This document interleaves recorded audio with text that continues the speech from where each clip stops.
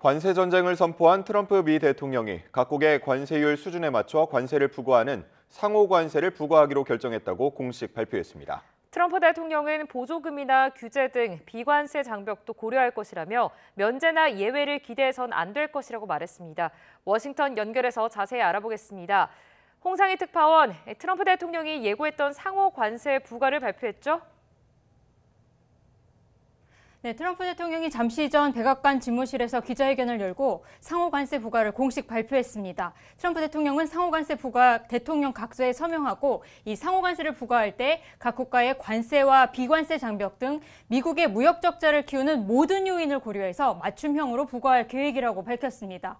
하워드 러트닉 상무장관도 배석을 했는데 이 지명자가 상대국의 관세 장벽과 비관세 장벽을 두루 검토해서 관세율을 도출할 것이라고 말했습니다.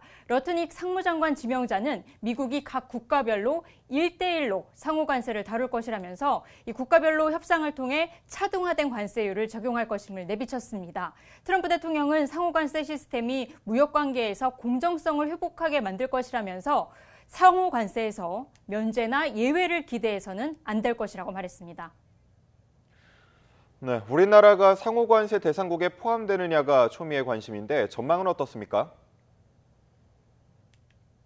네, 러트닉 상무장관 지명자의 말로 밀어보자면 대상은 전 세계 국가이며 이제 국가별로 상호관세 부과치를 다루겠다는 겁니다. 상호관세는 각국이 미국 상품에 적용하는 관세율만큼 미국도 상대국 상품에 관세를 부과하는 것을 의미합니다. 한미 FTA로 우리나라는 미국과 거의 대부분의 수입품에 대해서 상호 무관세를 적용하고 있습니다. 그렇기 때문에 이번 상호관세 대상에는 속하지 않을 것이라는 기대도 있었습니다. 하지만 트럼프 대통령이 면제나 예외를 기대할 수 없고 비관세 장벽까지 고려하겠다고 했기 때문에 우리나라에도 상호관세를 부과할 가능성이 나오고 있습니다.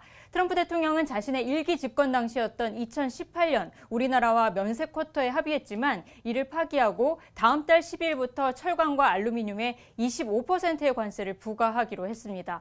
상호관세의 첫 번째 타깃은 유럽연합이 될 것으로 보이는데요. 이 유럽연합은 미국 차에 10% 관세를 부과하고 있지만 미국은 유럽 자동차에 2.5%의 관세만 부과하고 있어서 이 트럼프 대통령이 대표적인 불공정 무역 사례로 지적하기도 했습니다. 네, 중국에 대한 추가 관세, 철강과 알루미늄 25% 관세 부과에 이어 트럼프 대통령 이렇게 관세 전쟁에 나서는 이유 뭘로 봐야 할까요? 네, 트럼프 대통령은 대선 과정부터 관세는 세상에서 가장 아름다운 단어라면서 관세 전쟁을 예고해 왔습니다. 이 원인은 미국의 무역 적자 그리고 트럼프 대통령이 공약한 미국 우선주의에 있다고 볼 수 있는데요. 지난해 미국의 무역 적자는 9,184억 달러, 우리 돈으로 1,338조 원으로 1년 전보다 17% 늘어난 역대 최대 규모였습니다. 무역 적자를 줄이고 추가 관세로 생기는 재원으로 자신이 공약한 소득세와 법인세 감세에 따른 세수 부족에 대비하겠다는 의중으로 보입니다. 미국의 이익을 최우선으로 하겠다는 트럼프 대통령의 미국 우선주의도 이번 관세 전쟁의 배경으로 볼 수 있는데요. 일기 집권 당시에도 중국산 제품에 최대 25%의 관세를 부과하고 이번과 마찬가지로 일기 때도 철광과 알루미늄에 관세를 매기기도 했는데 그 당시에는 중국이 보복 관세로 나오면서 대중 무역 적자를 해결하지 못했습니다. 일기 때 취임 1년 이후 추진해 해결하지 못한 과제를 이번 2기에는 취임한 지 10일부터 내놔서 빨리 밀어붙이겠다는 의지를 볼 수 있습니다. 이번 관세 전쟁이 다른 점이라면 트럼프 대통령이 관세를 무역 적자 해결뿐 아니라 외교나 정치적으로도 활용하고 있다는 점인데요. 중국과 캐나다, 멕시코에 추가 관세를 부과할 때 펜타닐과 불법 이민자 문제를 들었습니다. 그때 캐나다와 멕시코의 국경 강화 등의 조치도 이끌어내기도 했습니다. 지금까지 워싱턴에서 전해드렸습니다.